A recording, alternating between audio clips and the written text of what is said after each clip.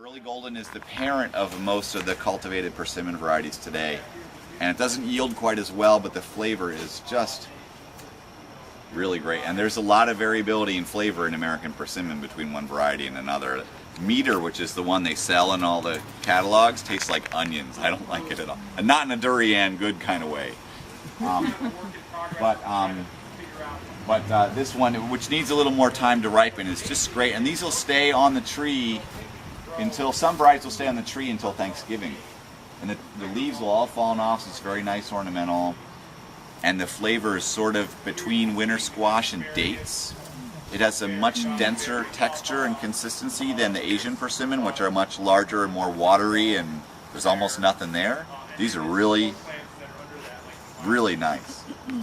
And tough as nails. It's a great, tough tree.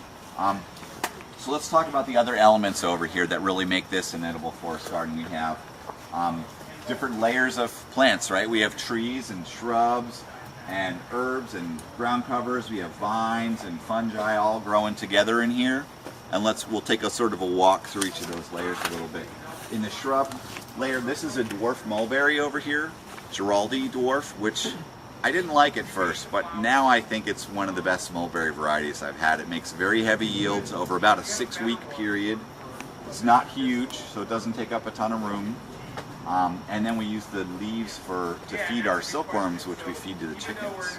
So it has multiple.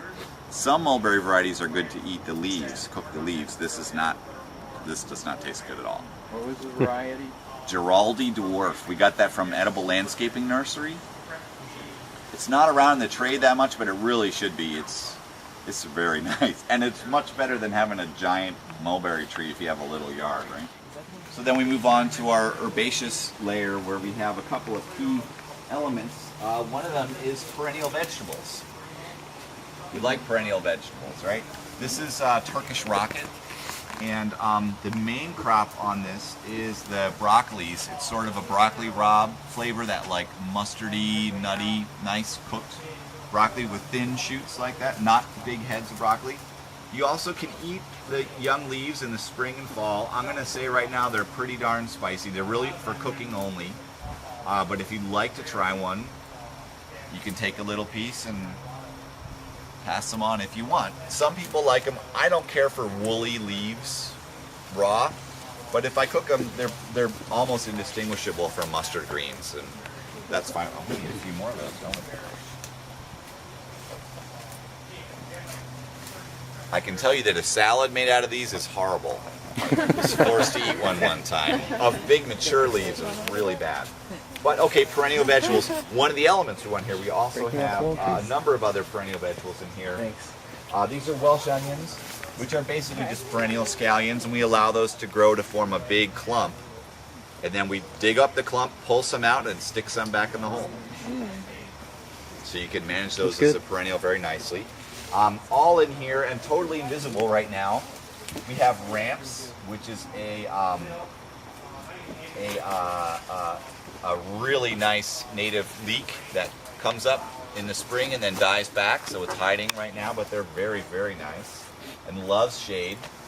The next element, this is a perennial vegetable that is a multifunctional species. This is skirt, which is a sort of a perennial parsnip, and these flowers, which don't look like much right now, it's in the umbel family. It's attracting beneficial insects, it's controlling pests, it's providing nectar for the parasitoid and predatory insects that are on caterpillar patrol and aphid patrol here in our garden.